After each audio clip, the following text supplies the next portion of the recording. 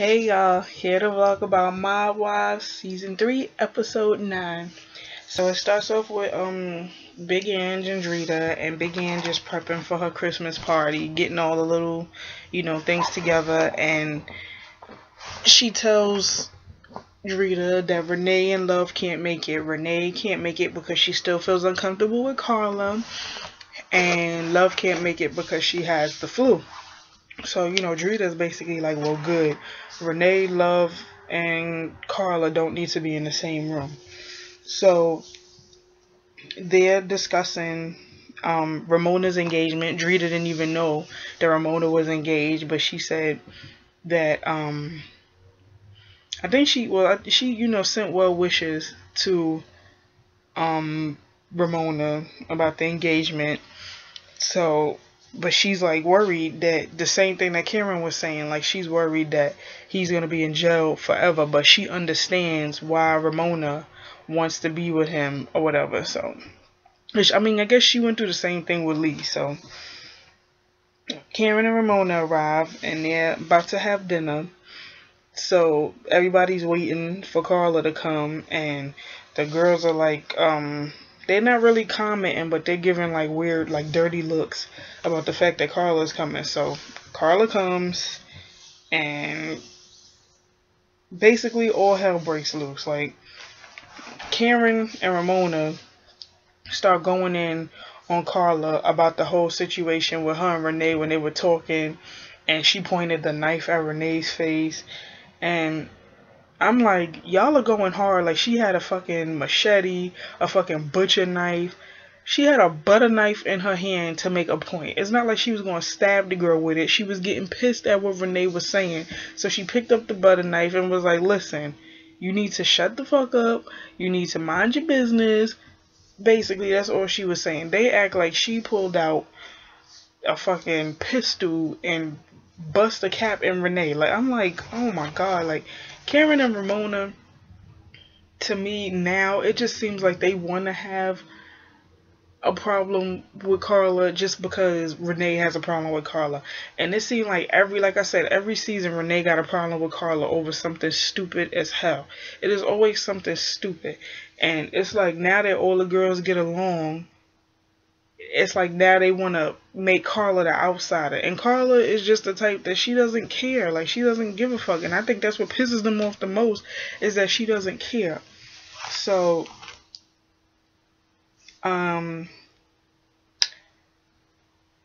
so we get to Karen and Ramona going to Arizona.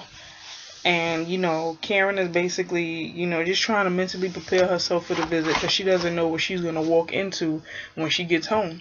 When she gets to her house is completely, not empty completely, but it's like Dave hasn't been there in days, weeks, whatever. So she's pissed because she's like, we have a dog here. The dog is lonely. Nobody's here. All his stuff is not here. His stuff is gone. So, Karen is pissed off because she's like, okay, well, what's the point of me paying rent on a house that nobody's living in? So then the next scene, it goes to Renee, Drita, Love, and Ange. They're discussing, well, Ange is telling the girls that she wants to go and get an attack dog, and she feels like I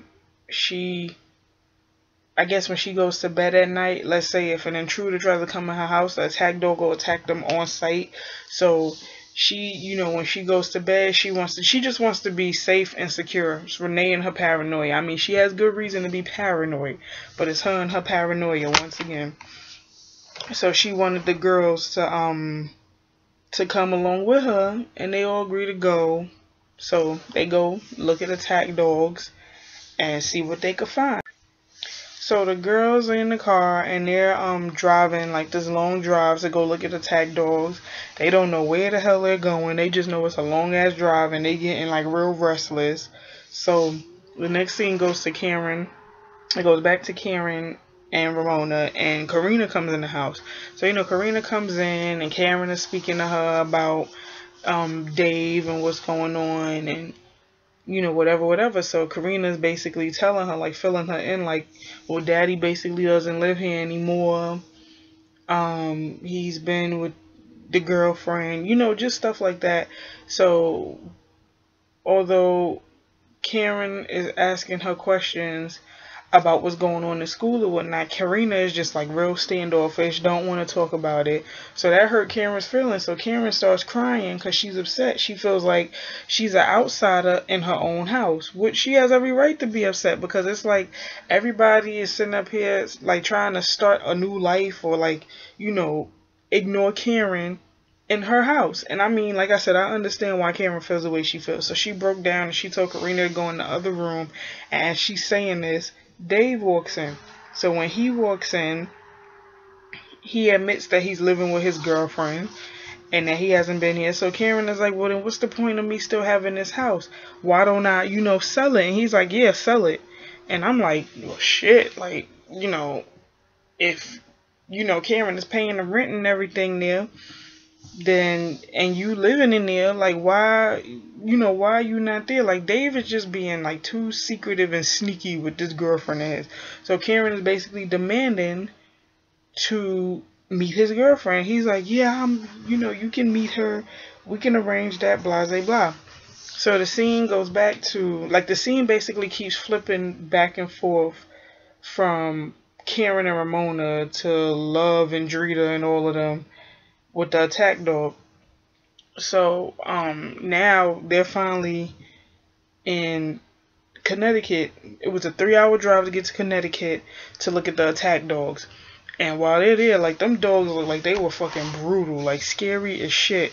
So the guys are doing like a dog demonstration to show you what'll happen if somebody tries to come in your house, try to break in. This is what they do. Drita is scared shitless, and just like them dogs are too big, and Love is just loving it. Like, Love is a mess. But all in all, it's coming to find out that the dog's like 15 to 20,000 to get. I'm like, why don't you get you a regular old dog, train it to, be like, to protect you, and keep it moving? You want to spend $15,000 on an attack dog? You might as well take that money and put it towards something else, because you won't waste it on an attack dog. Like, that's just bananas to me, but whatever.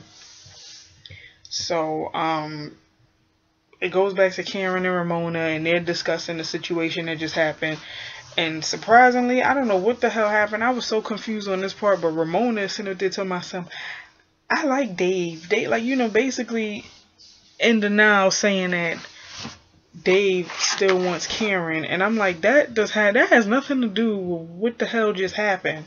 She's trying to figure out why he's not living in her house anymore, and you're talking about them getting back together. Like, Ramona has serious issues. I was sitting there confused as shit. Drita and Carla are together to go look at Drita's store, which is like, the renovation is in progress.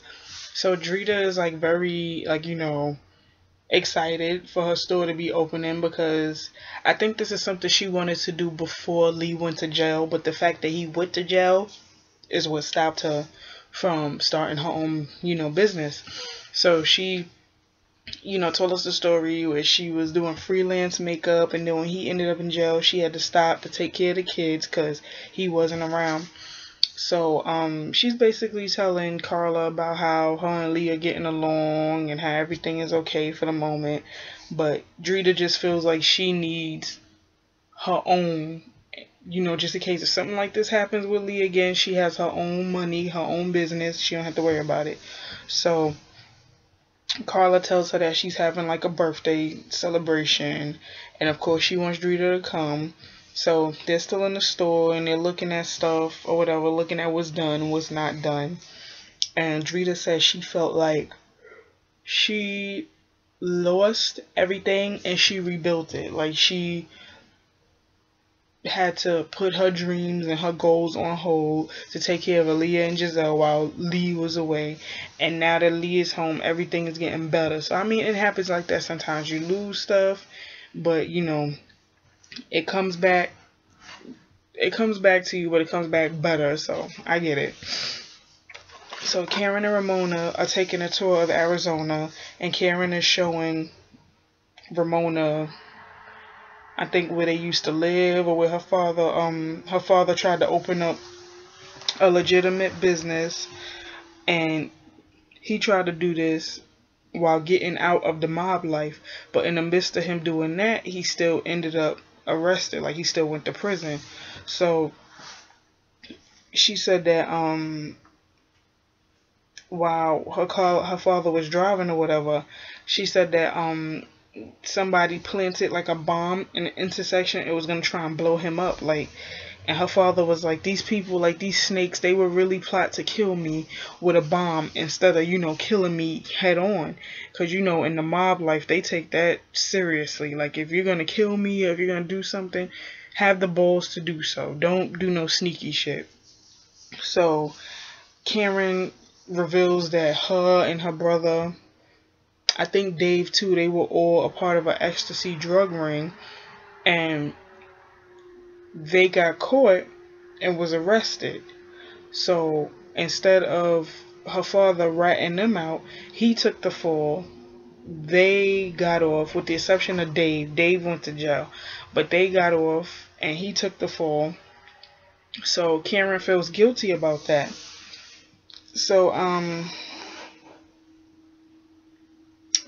the next scene finally goes to Drita, Ange, and Carla at Carla's celebration. Carla's having fun. All of the girls are there. They're drinking. They're laughing. So, again, Carla reveals that she has a boyfriend. I don't know if it's the same guy she was dating before, but she reveals that she has a boyfriend and he takes care of her and she's just so happy in her life. And I'm like, well, I'm pretty sure that happiness is going to be short-lived because all these girls got problems with you that need to be solved, like, now. So the last scene goes to Karen meeting up with her brother. And he's telling her about how he thinks that they could get their father out of prison. So they said that her father signed a plea for 15 years, but he was sentenced to 20. So they're saying that if they could find something saying that, he signed a plea for 15 years, he could possibly get out of prison sooner than later. So they're saying that he was never notified that he could get more time. So I guess that's like a discrepancy in his sentencing or whatever. So they're going to try and look and see what they can find out. Go through old tapes and old paperwork, see what they can come up with for the attorney. And it could probably reopen his case. So that's where the show left off. The episode that came on tonight, it continued where that left off, with Karen still in Arizona and whatever. So that'll be in the next vlog and I'll discuss it then. So see you in the next vlog. Peace.